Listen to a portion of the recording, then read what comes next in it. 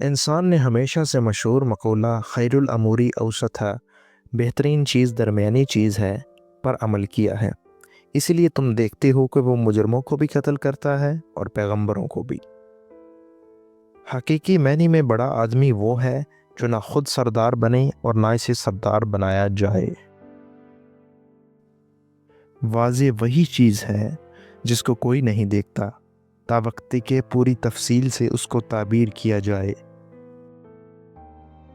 ہم صرف اس لیے بولتے ہیں کہ اپنی ذات سے خطاب کریں، لیکن اکثر اوقات ہم اپنی آواز ضرورت سے زیادہ بلند کر دیتے ہیں اور دوسرے ہماری آواز سن لیتے ہیں۔ اگر تم بھوکے کے سامنے گاؤ گے تو وہ اپنے پیٹ سے تمہارا گانا سنے گا۔ اگر ہمارے محدود پیمانے اور مقررہ وزن نہ ہوتے تو ہم جگنوں کے سامنے بھی ایسے ہی مرعوب ہوتے جیسے آفتاب کے سامنے مرعوب ہوتے ہیں۔ گہرا آدمی گہرائیوں میں اترتا چلا جاتا ہے اور بلند خیال آدمی بلندیوں پر چڑھتا چلا جاتا ہے۔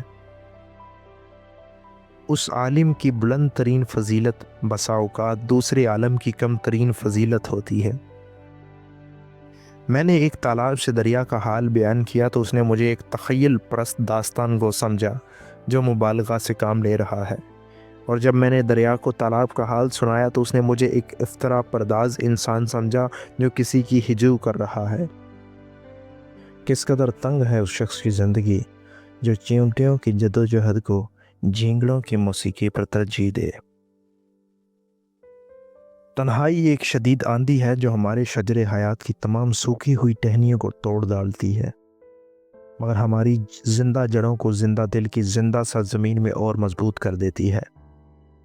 حقیقی آزادی وہ ہے جو ایک مقید غلام کا بار صبر و شکر کے ساتھ خود اٹھا لے۔ میں اس فتح مند کی بات سننے کے لیے تیار نہیں جو مفتوح قوموں کو ان کا ملک فتح کر لینے کے بعد واعظ و نصیحت کرتا ہے۔ تم کسی شخص کے متعلق اپنی واقفیت سے بڑھ کر تو اپنی رائے قائم نہیں کر سکتے، اور تمہاری واقفیت کی بساط ہی کیا ہے۔ سب سے زیادہ رحم و شفقت کا مستحق وہ شخص ہے جو سیم و زر کو اپنے فکر و خیال کا مرکز بناتا ہے۔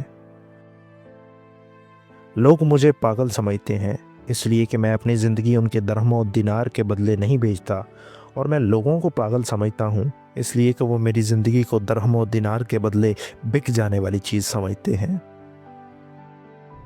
انسانیت کی معراج بکواسی عقل نہیں، خاموشی دل ہے۔ مقتول کے لیے یہی فخر بہت ہے کہ وہ قاتل نہیں۔ جرم حاجت کا دوسرا نام ہے یا مرض کی کوئی ایک صورت، تو کیا پھر اس سے بڑھ کر کوئی جرم ہو سکتا ہے کہ ہم دوسروں کی خطاؤں اور جرموں کو محسوس کریں؟ حکومت میرے اور تیرے درمیان ایک اتفاق ہے، اور گمان غالب یہ ہے کہ میں اور تو دونوں گمراہ ہیں۔ حقیقتاً نیک وہ ہے جو اپنی ذات کو ان لوگوں سے علیحدہ نہیں کرتا جنہیں دنیا بد سمجھتی ہے۔ زندگی ایک بہت بڑا جلوس ہے، سست رفتار اسے تیز رو سمجھ کر اس سے بھاگتا ہے، اور تیز رفتار اسے سست رو سمجھ کر اس سے بھاگتا ہے۔ کس قدر اندھا ہے وہ شخص جو اپنی جیب سے تیرا دل خریدنا چاہتا ہے۔ ایک لنگڑے کے لیے یہ حکمت کا فیصلہ ہے کہ اپنی لاٹھی دشمن کے سر پر دے کر نہ مارے۔ عجیب بات ہے کہ تمہاری شفقت و ہمدردی ایک سست رفتار شخص کے لیے وقف ہوتی ہے، ایک سست فکر کے لیے نہیں۔ آنکھوں کے اندھے کے لیے مخصوص ہوتی ہے، دل کے اندھے کے لیے نہیں۔ اکثر اوقات مجھے اپنی مدافعت نے دوسروں کی دشمنی پر آمادہ کر دیا ہے، لیکن اگر مجھ میں اس سے زیادہ قوت ہوتی تو میں اپنے بچاؤ کے لیے ایسے ذریعے کبھی اختیار نہ کرتا۔ اگر تم کسی شخص کو دیکھو کہ اسے جیل خانہ لے جایا جا رہا ہے تو اپنے دل میں کہو شاید یہ جس جیل کی جانب جا رہا ہے اس سے زیادہ تنگ و تاریک جیل سے بھاگ رہا ہے، اور اگر کوئی شخص نشہ میں چور دیکھو تو اپنے دل میں کہو کون جانتا ہے کہ اس نے شراب صرف اس لیے پی ہو کہ نشہ سے زیادہ بری چیزوں سے بچ جائے۔ بسا اوقات انسان اپنی مدافعت کرتے ہوئے خودکشی بھی کر لیتا ہے۔